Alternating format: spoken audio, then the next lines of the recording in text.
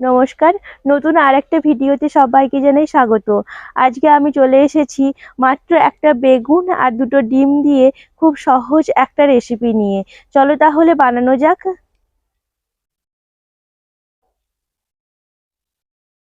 বেগুনটাকে আমি প্রথমে ধুয়ে নিয়ে চলে এসেছি। এবার আমি এটাকে কেটে নেব।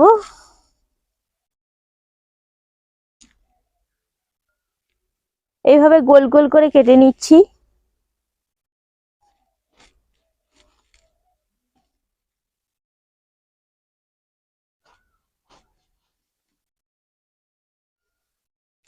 বেগুনটাকে আমি এইভাবে গোল গোল করে কেটে নিয়েছি। এবার নুন আর হলুদ মাখিয়ে নেব।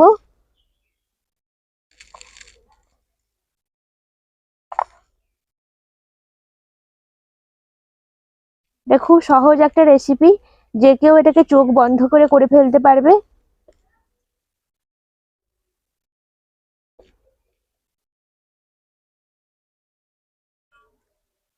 নুন হলুদ মাখিয়ে দিয়েছি।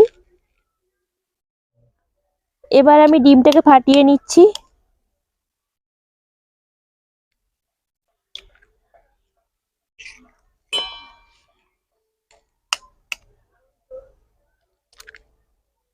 দুটো ডিম ফাটিয়ে নিলাম। ডিমের মধ্যে দিয়ে দিলাম সামান্য পরিমাণে লবণ, দিয়ে দিচ্ছি হলুদ গুঁড়ো, দিয়ে দিচ্ছি জিরে গুঁড়ো, দিয়ে দিচ্ছি লঙ্কার গুঁড়ো।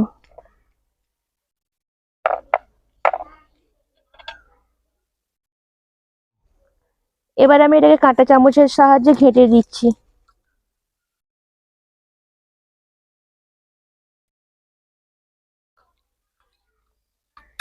ডিমের মধ্যে সমস্ত উপকরণ মিশিয়ে নিয়েছি।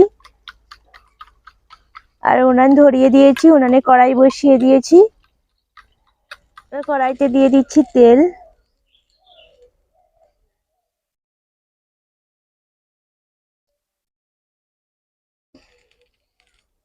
তেলটা গরম হতে দেব।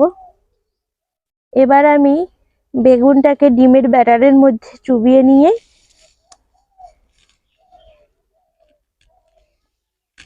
তেলের মধ্যে ছেড়ে দিলাম।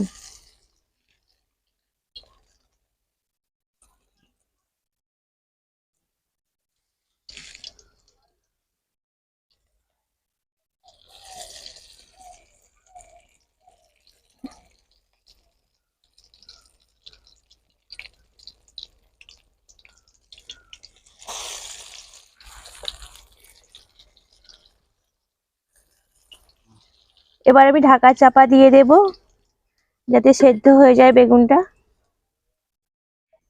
চাপা খুলে নেব, একদিকটা উল্টে দেব। একদিকটা ভাজা হয়ে গেছে।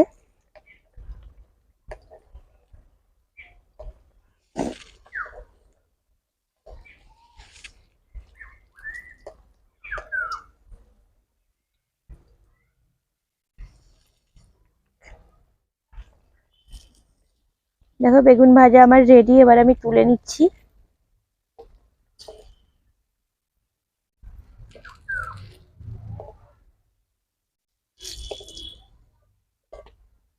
একে একে আমি সব বেগুনগুলো এইভাবে ভেজে নিচ্ছি।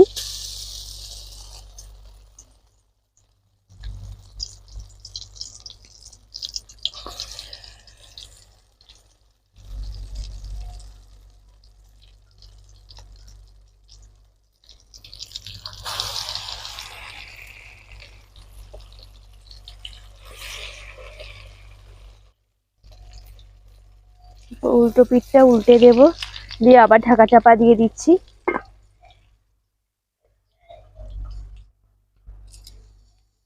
ঢাকা চাপা খুলে নিলাম। উল্টো পিঠটা দেখে নেব ঠিকঠাক করে ভাজা হয়েছে কিনা।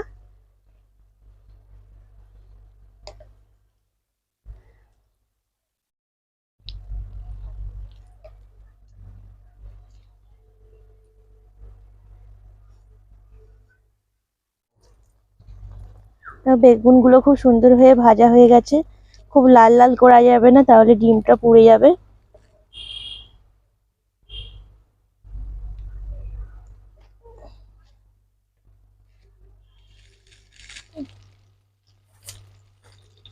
এইভাবে করে সবগুলোই ভেজে নিচ্ছি।